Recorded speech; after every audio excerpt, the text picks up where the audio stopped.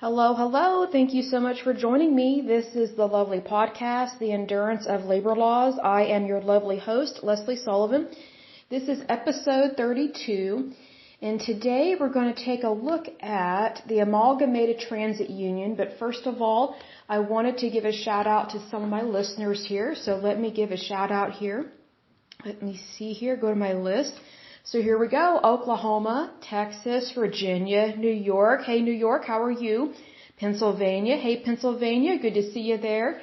British Columbia, Ohio, District of Columbia, and California. California, I love you.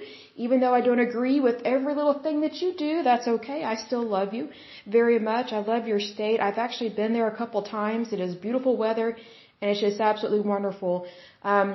I don't know if you're still having wildfires out there, but it seems like that tends to be a problem. And from what someone told me, and I don't know whether or not this is true, but some of the grass fires they say that are due, or the wildfires you're having actually, I guess there's a rule in different parts of California that people that own land, they're not allowed to get rid of some particular type of undergrowth or grass or some kind of brush on their property because of EPA, Environmental Protection Agency rules or regulations. I hope that's not true, but there are some property owners that are very irritated about that, and it's causing problems in their neighborhoods because something like that can easily catch fire. Sometimes that happens in Oklahoma. We have fires here as well, but it's usually due to droughts, lightning striking the ground, and it's really dry here sometimes. So that's just one of the things that happens when you have droughts and those kind of environmental conditions.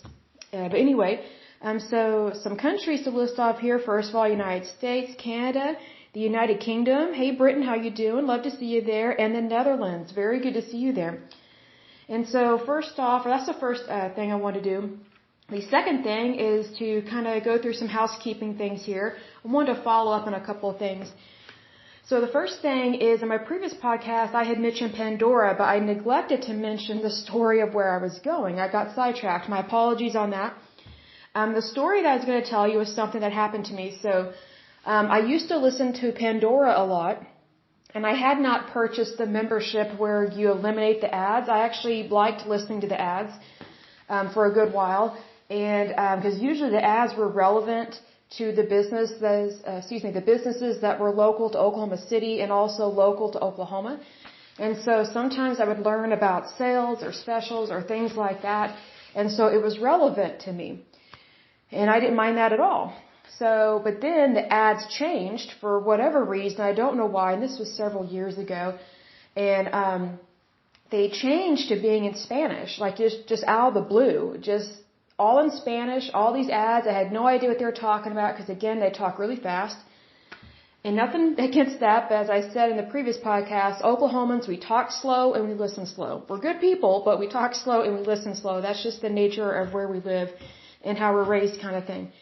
And so I guess I'll put it this way. We lack that intensity that like people from New York or Boston have. And so there's very much a big difference between us. So, but it's a good thing, because, the great thing about this world that we live in is that we have variety, right? But anyway, so, I tried to contact Pandora to let them know, hey, could you please go back to having English speaking ads? Because I have no idea what they're talking about.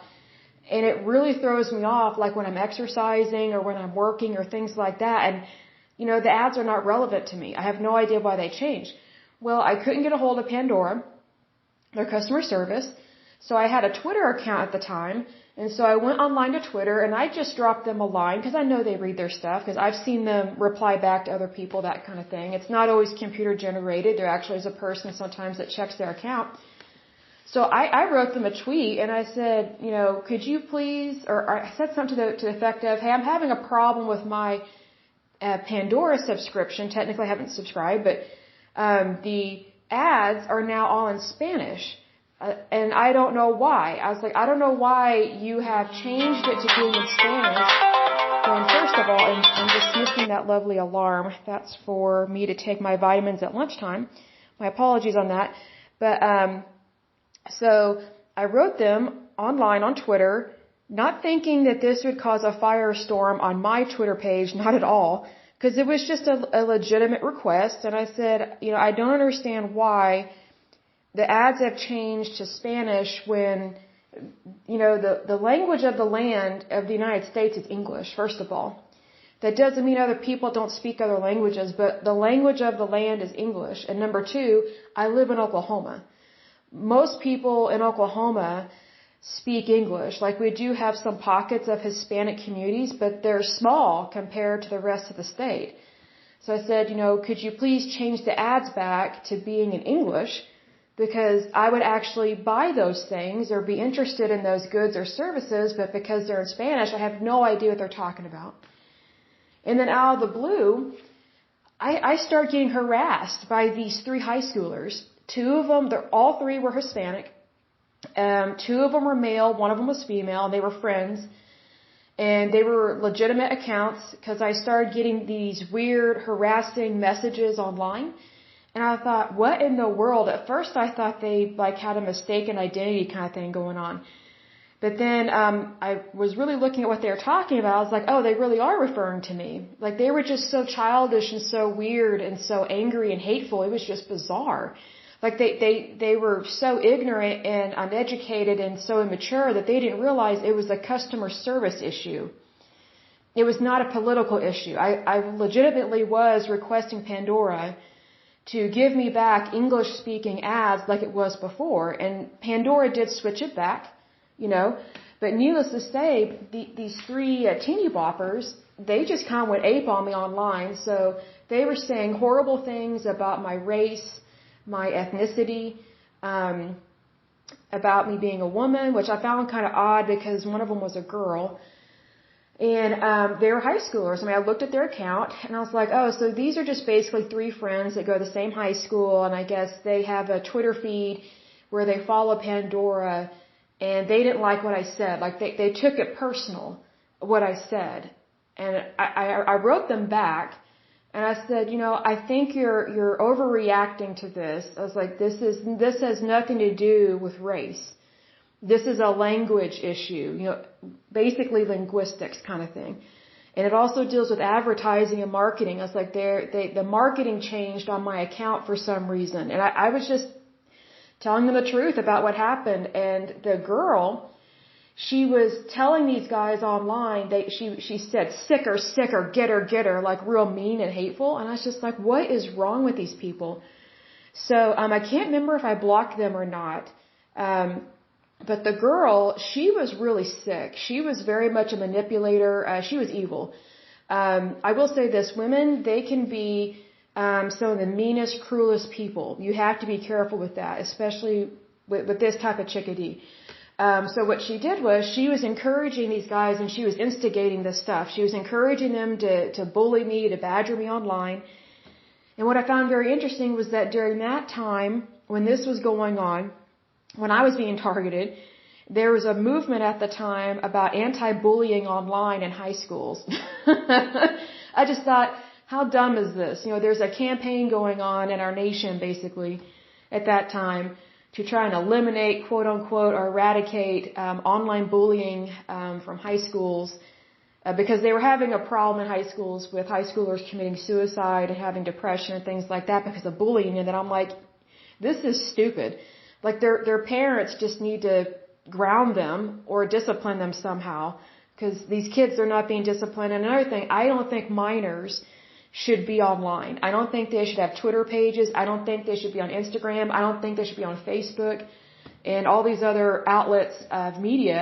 I think it's caused a lot of problem because obviously they are too immature and ignorant to know how to really use these platforms appropriately.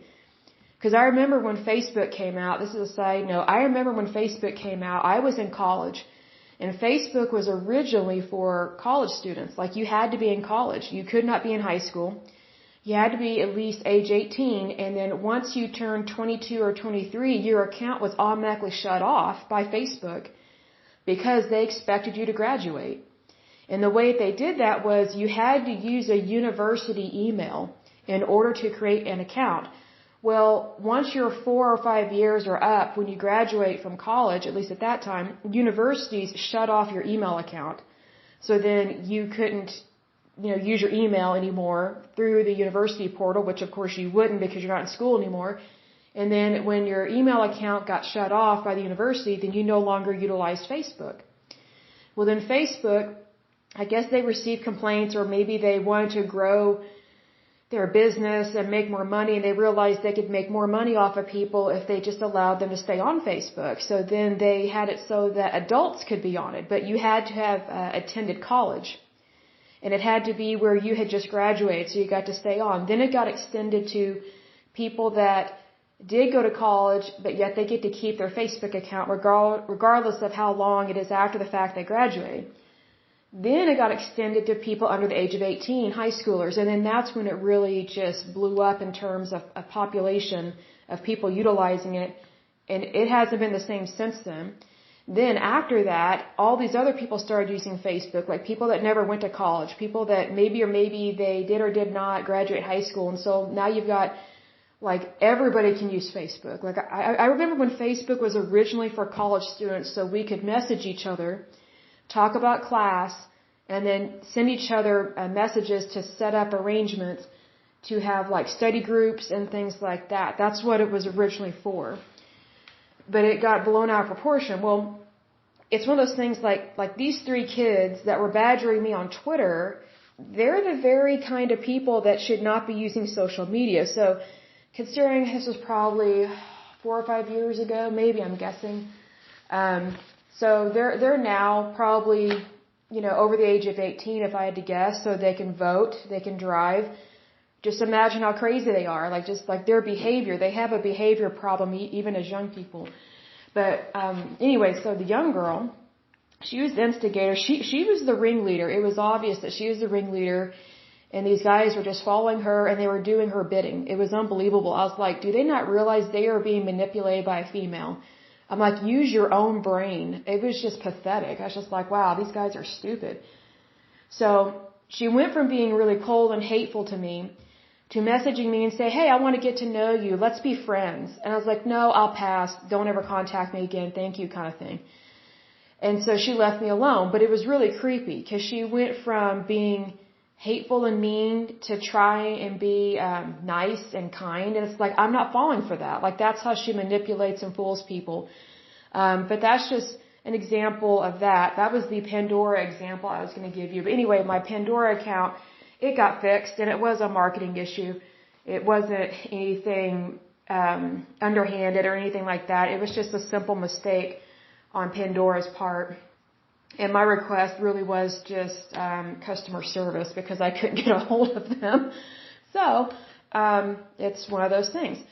So the next thing on the housekeeping list is looking at the FDIC. I wanted to look that up because I mentioned that in my previous podcast that if our federal government, if you personally as an individual were the federal government and you went to a bank to try to get a loan for $31 trillion, they would tell you no, and here's why. FDIC, that stands for Federal Deposit Insurance Corporation. It is a government agency, okay? It says the Federal Deposit Insurance Corporation is one of 2 agencies that supply deposit insurance to depositors in American depository institutions, meaning banks, the other being the National Credit Union Administration, which regulates and insures credit unions. And get this, I didn't know this, but it was founded by Franklin D. Roosevelt, and it was founded June 16th, 1933. Now think about that. We've come out of the roaring 20s, and we're starting to have banking crisis here. And then the 30s, not only did we have, what was it called? We had the Dust Bowl in Oklahoma, we had the stock market crash, and then also in the 1930s was when the Nazi Party was really growing. So I mentioned that because over in Europe, the Nazi Party, it started out as just plain old fascism, kind of underground. And then they came out from the underground and started taking over different government offices and started gaining power. And the way they did that was once they went from they didn't really call themselves fascists per se, but because they didn't want people to know who they really were. They just wanted to fool people and make it seem like they really wanted to help Germany and everybody else should pay because of what happened to Germany. Like they were trying to create sympathizers, basically, even though Germany deserved what it got both times because of what it did. Germany used to be a very evil country. Not everybody within Germany was bad, but it was predominantly a really bad, evil country. And so there's a reason why they lost 2 world wars and why they were punished for what they did, because we didn't want to have to deal with them again on that. And so, because they had a lot of tyrannical groups in their country that took over their government. So, and that's the fault of their citizens falling for these stupid lies. But anyway, so you had the fascist party turn to the Nazi party, and the Nazi party, their ultimate goal was to eliminate all the Jews, basically. That was the final destination on that. But the way that they really got power was they took over different banking systems within Europe. And they started within Germany. And then they overtook and stole and confiscated people's land, property, houses, bank accounts, everything. They targeted Jewish people first because they scapegoated the Jews, but then they started taking other people's property, people that were not even Jewish. So that's why one of the reasons why the FDIC was created in the United States, because I have no doubt the government at that time was perfectly aware that there were fascists here and there were Nazis here in the United States, and they did not want to take a chance of someone taking over the depository institutions, aka the banks or the credit unions within the United States. They did not want that problem, and they also wanted to make the financial institutions of the United States very strong, and so that they would not be vulnerable anymore. So that if we did have a stock market crash and things like that, or if there was some kind of inflation going on, that we would still have stability within our economy, we would still have stability within our country, regardless of what happened. So it's a good thing he founded that and created that, because then later on, in the early 40s, was the beginning of World War II. And we got involved by the bombing of Pearl Harbor. So, and that was in December.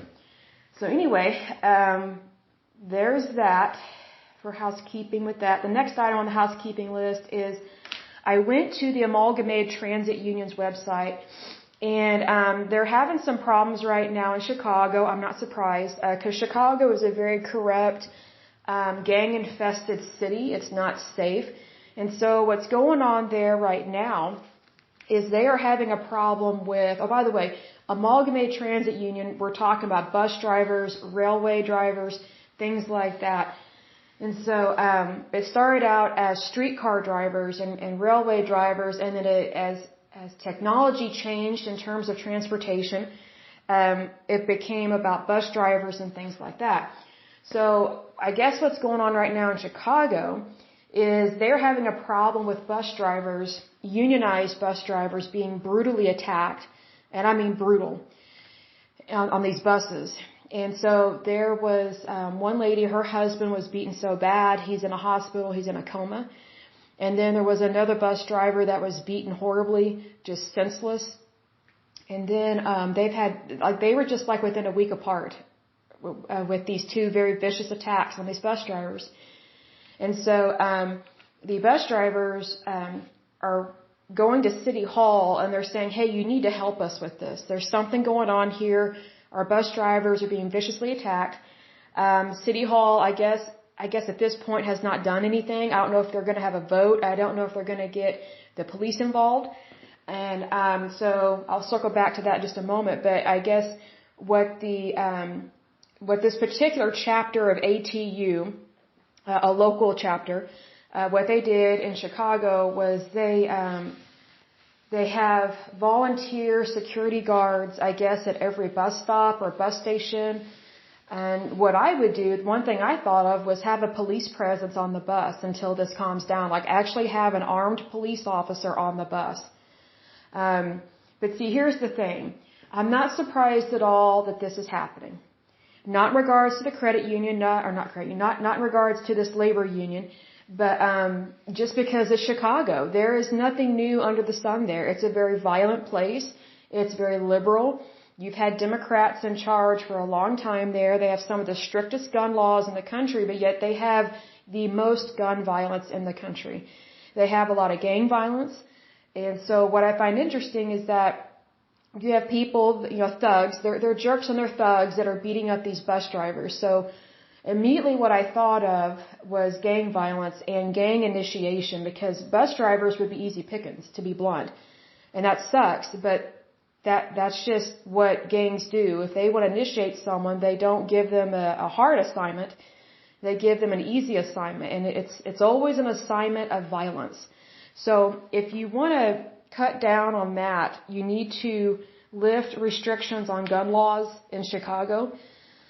You need to have a stronger police presence, not police force per se. I'm not saying that cops be out everywhere with rifles out, guns cocked, that kind of thing. I'm saying a police presence. Because sometimes whenever you have the police out there and they're just in full army-like kind of armor, or maybe with a tank, it's just too much. And it just instigates stuff, unfortunately. Even though sometimes you do need the cops to be out there in that manner, sometimes it just leads to more violence because it angers the oppressors, and so they get even crazier, which is very unfortunate. But the first thing I thought of was that this is gang related, and this is nothing new. I'm not surprised at all. It's sad, but I mean, this is what happens when you have Democrats in charge of a city and in charge for a long time. And they pass very strict gun laws that make no sense because, part of our rights as citizens of the United States is the right to bear arms. So what's interesting is that whenever they pass these stupid legislation, these laws, these mandates or whatever, these restrictions in regards to preventing people from owning guns, it doesn't stop criminals and thugs from getting guns. It prevents regular citizens like you and me from being able to protect ourselves. So that is one reason why I'm against any kind of gun legislation, and except for one, there's one exception, that is in with dealing with the mentally ill. I do agree with the Democratic Party that the mentally ill should never be allowed to own weapons. But here's the thing. Unfortunately, Democrats, what they like to do is they say, well, we can't have the mentally ill own guns. Okay, granted, I agree with that. But what sucks about the Democrats, especially crazy liberal nutbags, is that they start with one little legislation, one little law, one little mandate that everybody can agree with. They try and get everybody to agree with them, and then they use that one thing that we all agree on as a platform to then institute further gun legislation and restrictions on everybody else. So it's basically the beginning of a punishment. It's also the beginning of restricting your rights as a gun owner. That's the problem, and that's not just local laws, that's constitutional law. So Chicago is having these problems because they don't understand constitutional law, they don't understand public safety, and now members of this union are it's basically attempted murder on their life is what it is. I mean, we have to call a spade a spade. These bus drivers are being put in harm's way because of the lack of due diligence of the Democrats in that city. I mean, who wouldn't want to help these people? But here's the thing. Here's one thing I don't like about this in regards to the union. I don't want them to turn it into a union issue, because it's not a union issue. It's a public safety issue, because the gun violence that we're seeing there is not new. It's just that now it's affecting bus drivers.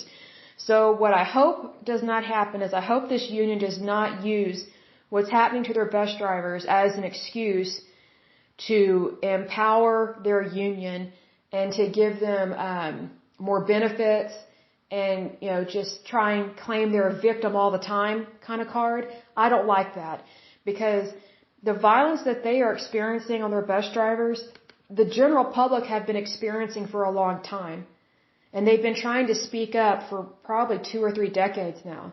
But what bugs me about some of this is that it's almost like whenever something happens to a union member, it's like, oh, I can't believe that happened to them. But if it happens to a regular person like you or me that's not in a union, it's like, yeah, it's sad that happened to you, but you're not really on TV all the time, are you?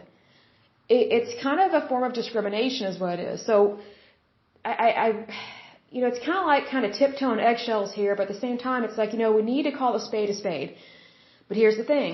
Sometimes unions, especially liberal unions, progressive unions, they take every opportunity to use any kind of hardship as an excuse to get people to be okay with what they're doing within their union.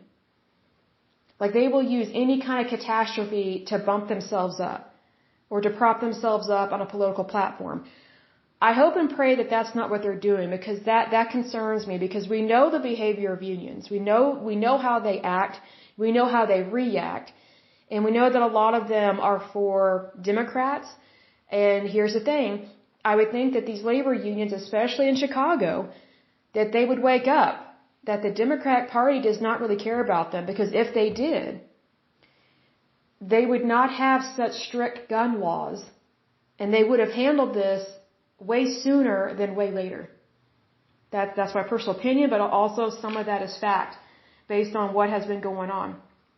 So anyway, that is some housekeeping things I wanted to go through with you real quick. But let's go ahead and get started on this. So this one is the Amalgamated Transit Union, and just some facts. It was founded September 15th, 1892. Its headquarters is in Silver Spring, Maryland. It has locations in the United States and Canada. That concerns me, because I guarantee we're going to see an international president who probably may or may not be American. That's why I don't like our unions doing business with unions in other countries. Excuse me, because more than likely, the monies from our unions here in the United States are going to another country as opposed to staying here and staying local and helping people out. So as of 2020, they have over 200,000 members. Their international president, see, I'm not surprised by this, is John A. Acosta. Javier M. Perez Jr. is the international executive vice president. Kenneth R. Kirk is the international secretary treasurer. And they have affiliations with the AFL-CIO and the CLC. So let's go ahead and start reading this puppy. It says, the Amalgamated Transit Union, also known as ATU, is a labor organization in the United States and Canada that represents employees in the public transit industry. Established in 1892 as the Amalgamated Association of Street Railway Employees of America, the union was centered primarily in the eastern United States. ATU has over 200,000 members throughout the United States and Canada. Let's see here. The union has its, or it's repeating itself, I'll go ahead and say it. The union has its origins in a meeting of the American Federation of Labor in 1891, at which President Samuel Gompers was asked to invite the local street railway associations to form an international union. Gompers sent a letter to the local street railway unions in April 1892, and based on the positive response, arranged for a convention of street railway workers.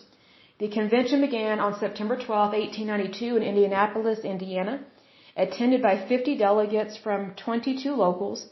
Many of the smaller unions were affiliated with AFL, while 4 larger locals were affiliated with the Knights of Labor and 2 were independent. I am a little concerned that they were affiliated with the Knights of Labor, because anything that says Knights or things like that makes me think of the Masons, kind of cult-like. The first president was William J. Law from the AFL-affiliated local in Detroit. Detroit was chosen as the headquarters, using the same facilities as the Detroit local. Because the number of members affiliated with the Knights of Labor was greater than the numbers affiliated with AFL, according to the claims of the delegates, the new international remained unaffiliated despite pleas by Gompers. The objectives included education, settlement of disputes with management, and securing good pay and working conditions. I don't mind that. I would agree with that. The international was given considerable authority over the locals. The second convention was held in Cleveland in October 1893, with just 15 divisions represented by about 20 delegates. At this meeting, William D. Mahan, I'm not sure how to pronounce his last name, was named president, and he still held this position in 1937. Sorry, sometimes the wording on here is funky. By then, the union had been renamed the Amalgamated Association of Street, Electric Railway, and Motor Coach Employees of America.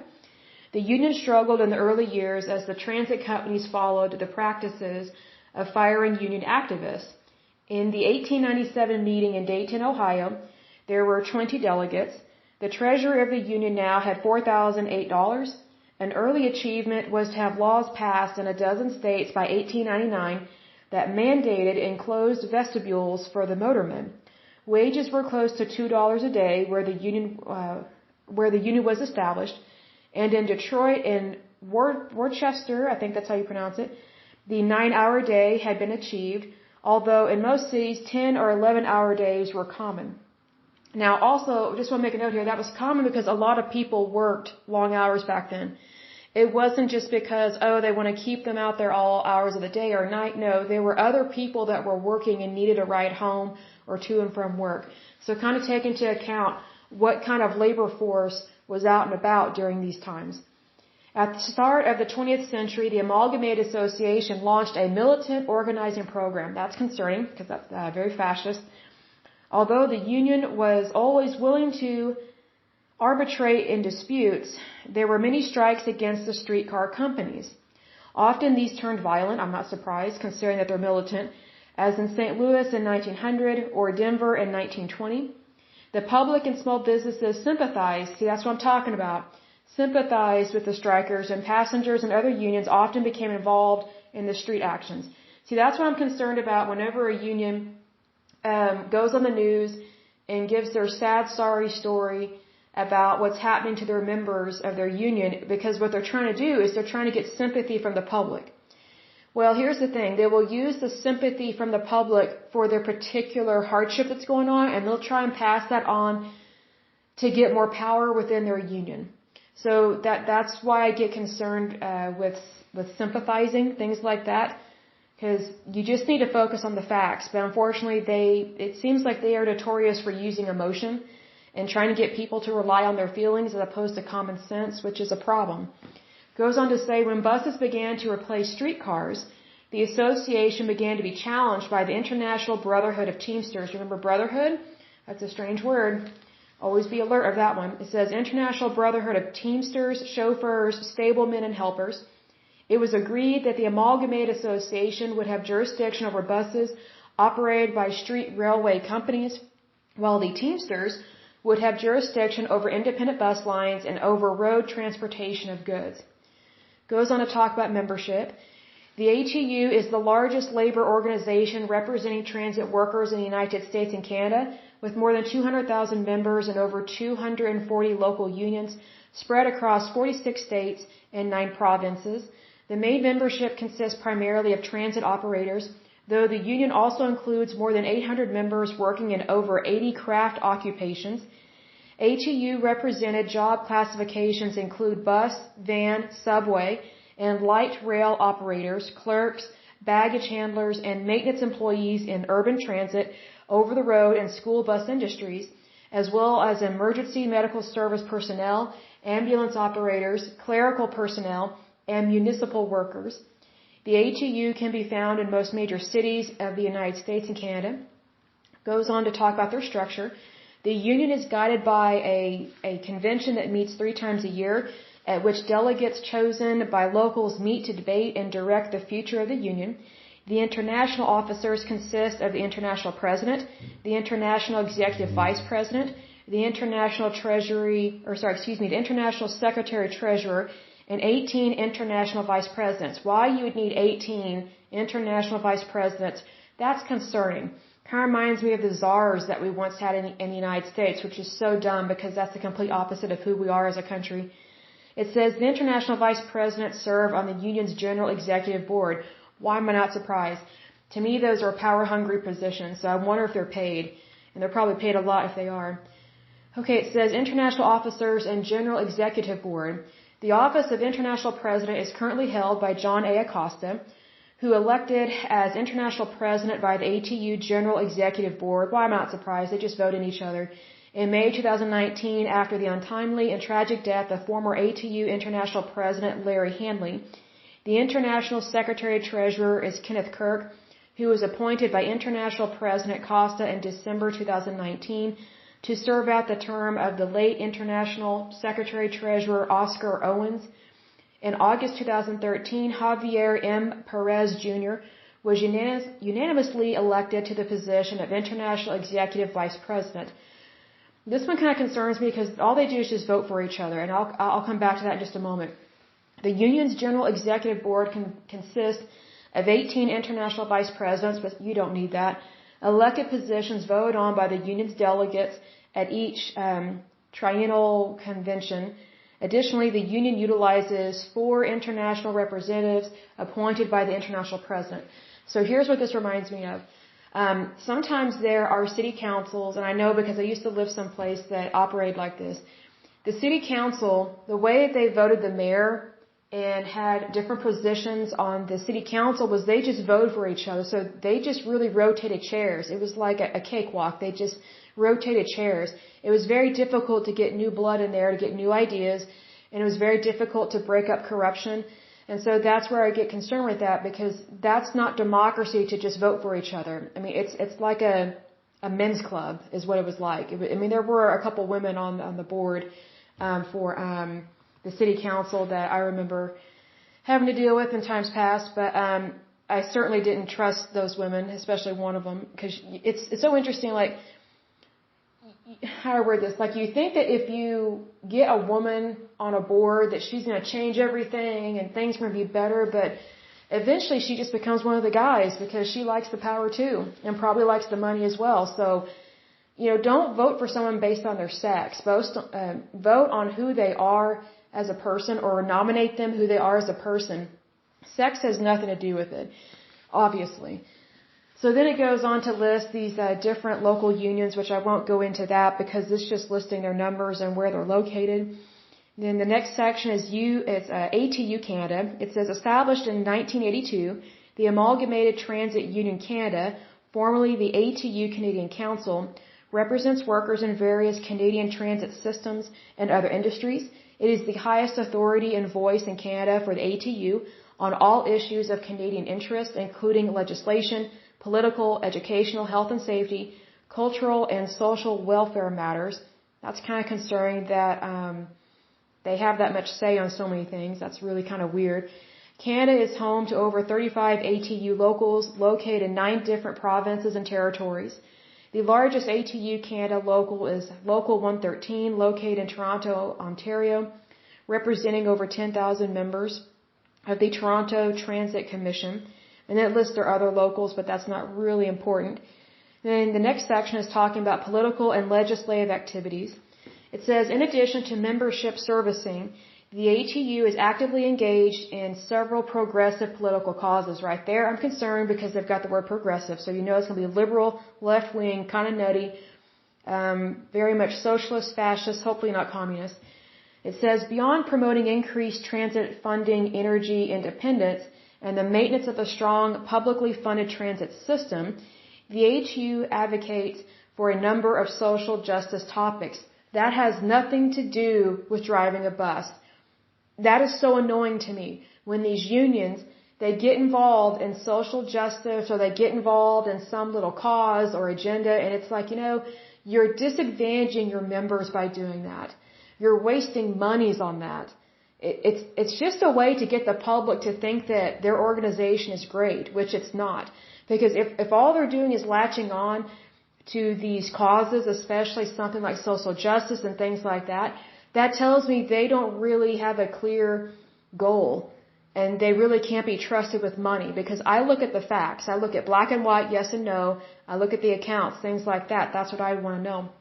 It says in 2008, the ATU endorsed Hillary Clinton, not surprised, in her unsuccessful bid for the Democratic presidential nomination. After she conceded defeat, the ATU endorsed Barack Obama, again I'm not surprised, in his bid to become president. In November 2010, the ATU, the Transportation Equity Network, the Transit Workers Union, other labor unions, and transit advocates convened a quote-unquote boot camp in Chicago, Illinois. Activists from varying backgrounds discussed the issues facing both union members and transit riders and identified opportunities to work together in the future to address the nation's transit crisis. Obviously, nothing's really come out of that because they're not really good at it. The ATU and Good Jobs First, quote-unquote, convened a second boot camp for transit advocates in Silver Spring, Maryland in March 2011. In 2011, the ATU became one of a handful of North American labor unions to publicly oppose construction of the Keystone XL tar sands pipeline. It's very interesting that they're against job creation. They're against the United States not being dependent on other people for fuel, for energy. They're not for the United States being independent. And that's really why the United States was founded, was to be independent and self-reliant. So what's interesting is that this union, they're not for that pipeline. They're not for being independent, but yet they expect people to pay their cushy wages, their pensions. So they really want to be dependent on other people, but yet they expect our country to be dependent on other things as well. When here's the thing: if you're not self-reliant as much as possible, you're screwed. It doesn't matter if you're in the United States or Europe. You have to take ownership of your life. And you have to look at things like, well, how can this be successful in the short term and the long term? Because if you're not looking at it from an adult point of view and being as self-reliant as you can be, then you're going to have more failures than successes. That's the thing.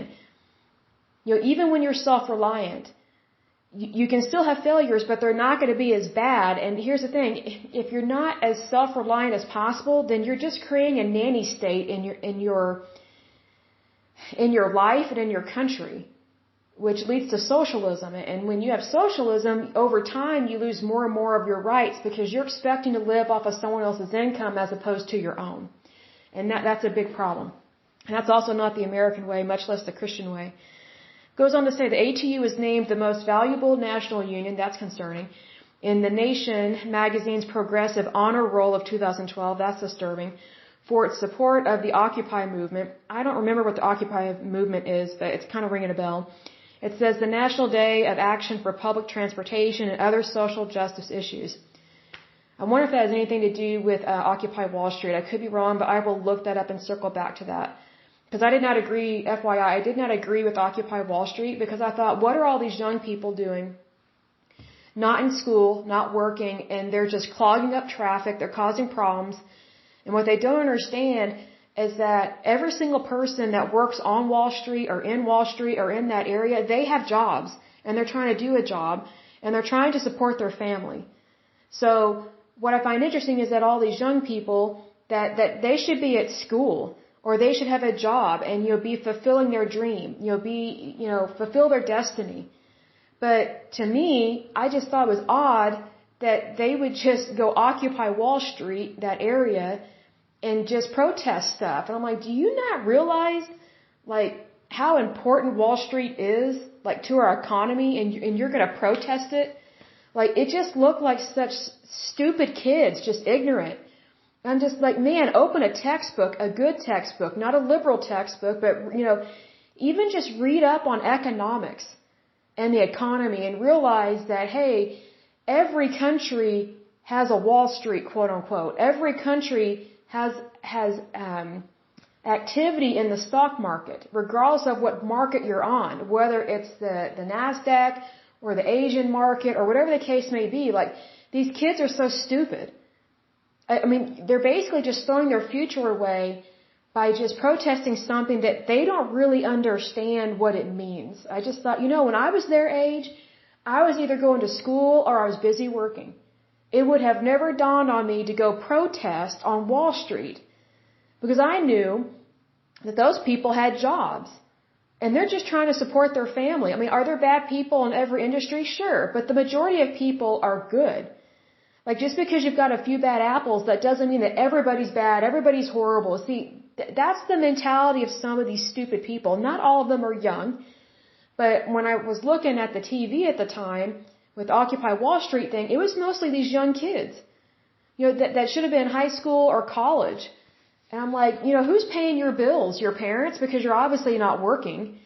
It's just so dumb. I just thought, these kids, I bet they're just being indoctrinated into some kind of mindset that just is anti-America. And I'm like, how can you be anti-America but live in America and go to McDonald's and get a Big Mac? It's like, I just think that it's such greed and gluttony.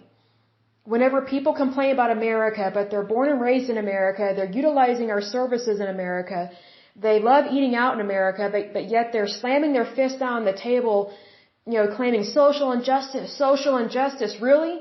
Like, are you going to say that in between bites of eating your Big Mac and your French fries when, the United States is one of the most abundant countries on the planet? I mean, it just is like, think about what you're saying and what you're doing and realize that, yes, there are problems, but don't throw your life away on stupidity and stupid causes that amount to nothing. And if anything, those stupid causes, they deteriorate your future and it sabotages your future. So, if there's anyone listening to this that is young, like a teeny bopper or a 20-something-year-old, please do not throw away your future or your time or your money on some movement that just gets you, riled up, just really get your blood pressure up, so to speak. The kind of movements that you should be involved in are people that promote peace and due diligence, because that's where you have the most action, really. And that's where you get the most results. Because, there is a phrase, I don't always like it, but in this case it's correct, violence begets violence. Like, those Occupy Wall Street people, they didn't really accomplish much. All they did was clog up traffic. And if I had been living there, I probably would have yelled at those kids and be like, why don't you grow up and get a job? I'm trying to get to work. I'm trying to earn a living. Why don't you go do something with your life? Like, be constructive. Because to me, what they were doing was just lazy, just slothful, the arrogance, it's just like, you gotta be kidding me. It's like they're crying wolf and there's no wolf. It just gets old. It's like, look, do you really want to make a difference in Wall Street? Yes, I do. Okay, then go to school, go to college, get a really good education, learn about economics, learn about the market, learn about business, get an MBA, and then go work for one of those firms. Change it from within. Don't be a Nazi nut or a fascist or something, but I guarantee you, if you will do that and you will learn the basics of the economy and how monies work and how our currency works, you'll realize that you got tooken. You got fooled by whoever told you that, Wall Street's the problem, these rich people are the problem, white people are the problem. I got news for you. None of those things are the problem. It's the instigators and the haters that are the problem. It's the people that cause problems that are the problem. That's the thing. So just remember that, because it's real important, because I just feel so sorry sometimes for young people that are teeny boppers and in their early 20s. It's like their lives are just being consumed into these stupid causes that don't amount to anything but destruction. And it can really warp your mind. If all you think is, I'm a victim, well, get over yourself. All of us have experienced some kind of hardship one way or another, but if all I ever think is that I'm a victim, I'm going to cry about it, I'm going to scream about it, I'm going to be angry about it, how is that living a good life? It's not. In fact, it's pathetic. Because at some point, you need to pick yourself up off the floor, dry your tears, and just live your life to the best of your ability. Strive for something better. Don't strive for something worse. That's my point. I know I'm preaching to the choir because I'm sure that every single person that's listening to this completely understands what I'm talking about, but it just greatly disappoints me to see so many young people get sucked into something that they don't realize they're being used. Because I personally can't stand being used. I hate it. I despise it. I literally hate it with a capital H when someone tries to use me. It's just like, whenever I find out that someone's been using me, I pray about it. I'm like, oh Lord, because I'm a Christian, so I'm going to pray about it. I was like, Lord, I found another one of those bad people. Please help me deal with this.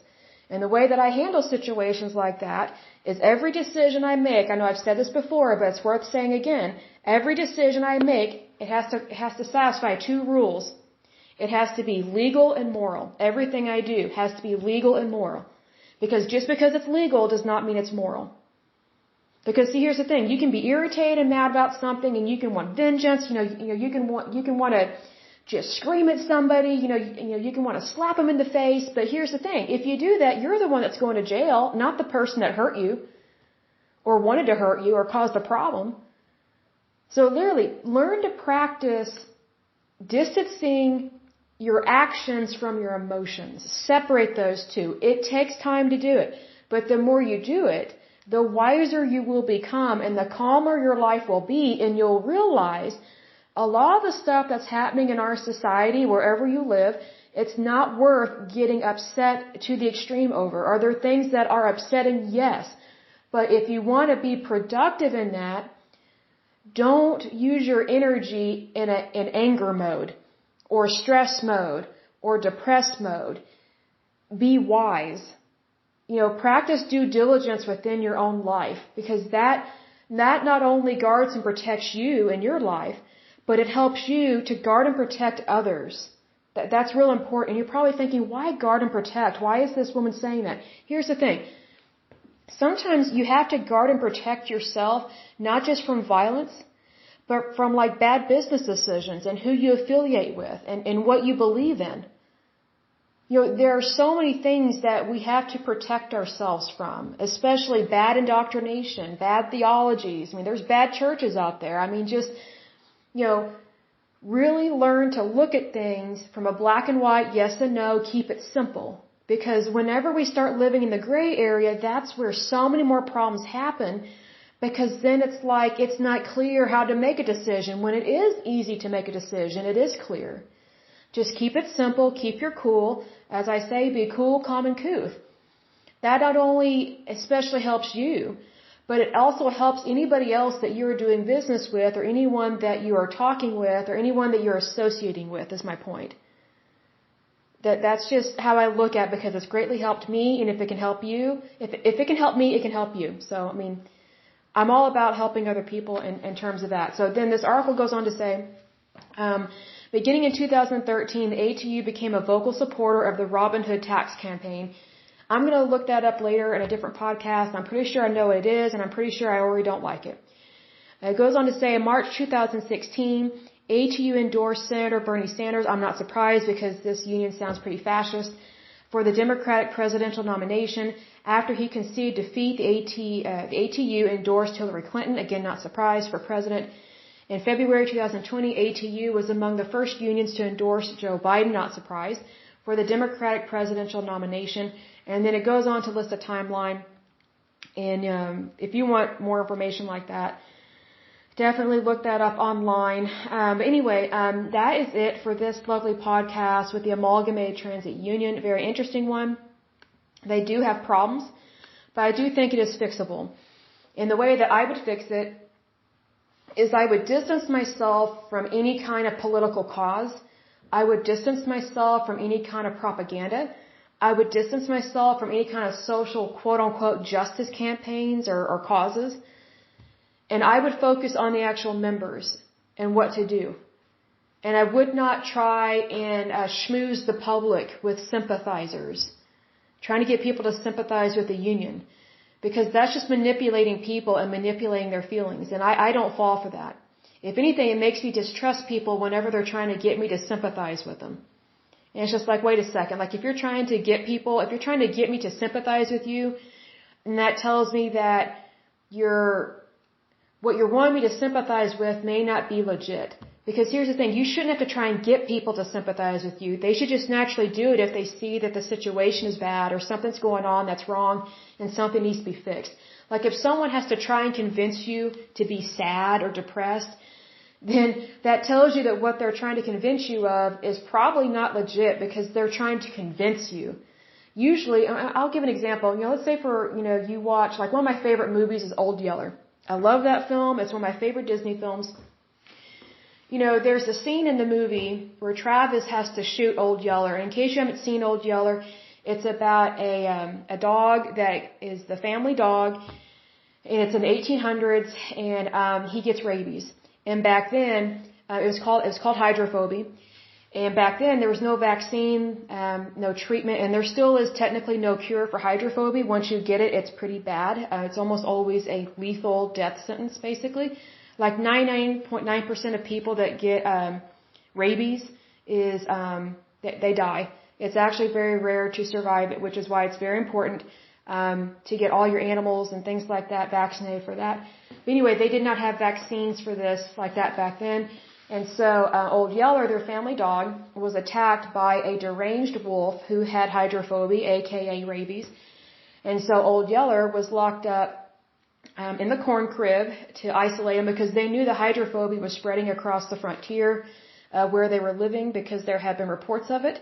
And so back then, when you had outbreaks of hydrophobia, you had to kill the animal and or bury it. I don't know if they set them on fire. I don't think they burned them because I'm trying to think if they burned them or not back then, because sometimes there's a chance of bloodborne or airborne pathogens getting in the air and then you breathe that in.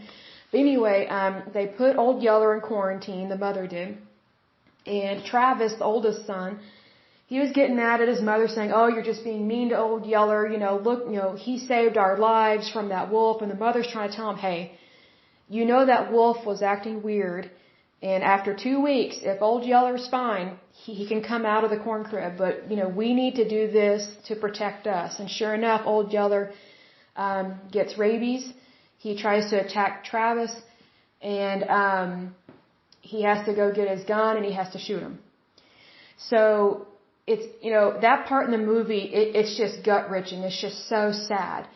Like, just from you seeing it, and even if you couldn't even see the movie, even if you could just hear it, you would just feel sad. Like, I almost cry every time I see this movie.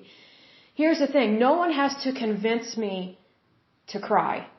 No one has to convince me that something really tragic has just happened in this movie. Like, I naturally feel it. Like, I know what's going on. I see it. I feel it. I know it. And so I don't have to be convinced that there's tragedy taking place. Unfortunately, when it comes to unions like this one, and other unions, it's like they're having to convince people that there's problems, social injustice. And they have to try and convince people. Well, it's like what I was saying just a moment ago. If you have to try and convince someone there's a problem, then that tells me you don't really have a problem. And that's probably going to shock some people that hear this if they're not used to how unions operate and how they try and fool people. But it's one of those things like all of us have common sense.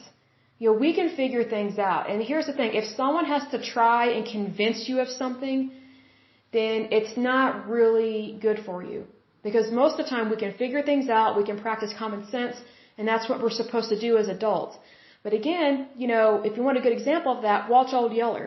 One of my favorite films, hands down, besides the Ten Commandments, another one of my favorites.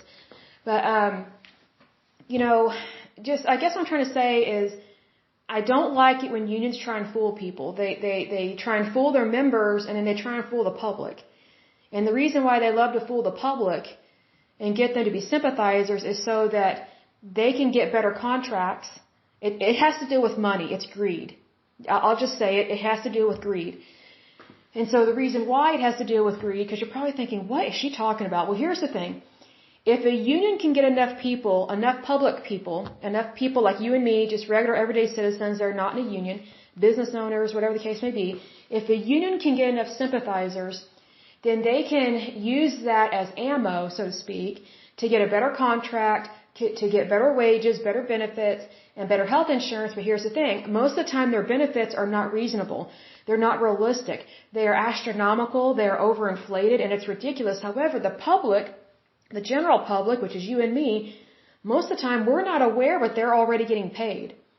And that's what happened with the auto workers union. Like, we did not know that they were getting overpaid, like extremely like that, and then they received a government bailout to cover all these cushy benefits. See, that's where you have to be careful who you give your sympathy to. That's why you have to know the facts. And that's not meant to be cold. That's not meant to be cruel. It's just, these are the facts.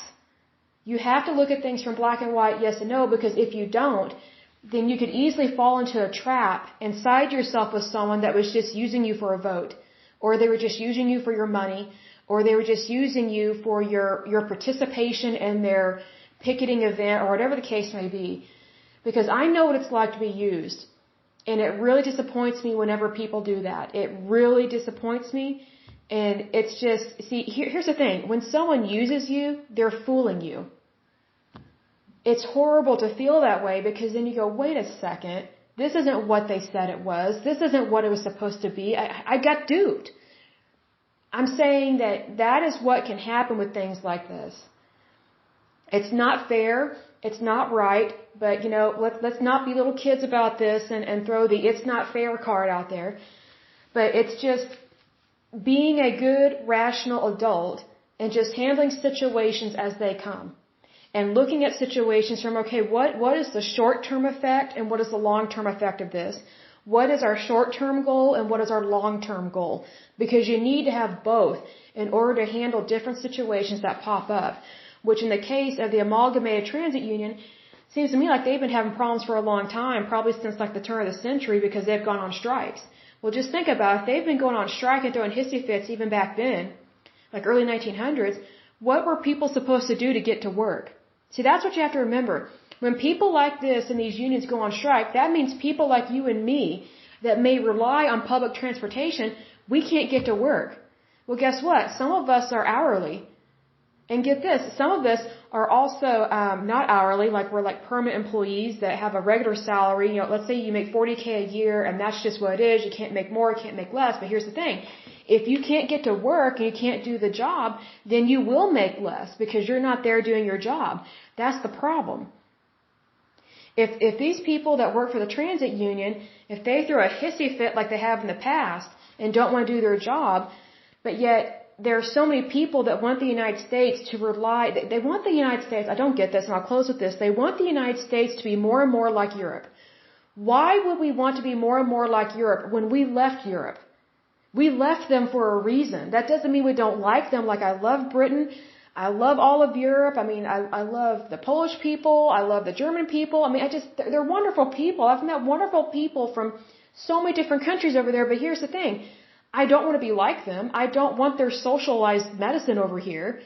I don't want their government system over here because guess what? Most of them don't know how to run stuff. They're not real democracies sometimes.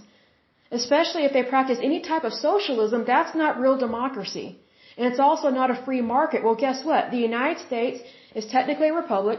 We are also a democracy. We have a free market and we are capitalists. Whether you like it or not, we are technically capitalists. Here's how you know if you're a capitalist. You can go to any restaurant and order what you want, whenever you want, however you want. And you exchange money for that. You can go to Walmart and buy a bicycle. What am I talking about? Money. Currency, the strength of your currency, the strength of your country in terms of its economy. Whenever you have countries that do not have free markets and they're not capitalists, you start to have a lot of problems. And that's what we're seeing over in Europe, especially with the euro. So I've met people that they have wanted the United States to have more and more public transportation and less cars and trucks on the road. Well, that is absolutely dumb. Like a lot of our cities and our states are not built that way. We're not like Europe. We're not small. We're not confined.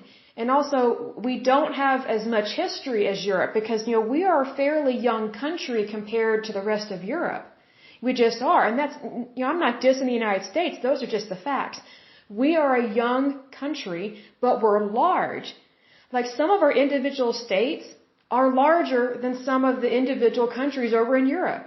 So why would we, as a large country, take advice from someone who has a fraction of the population of what we have, doesn't make as much money as we have, doesn't have access to our kind of resources? Like, why would we be taking advice from people that don't have our way of life?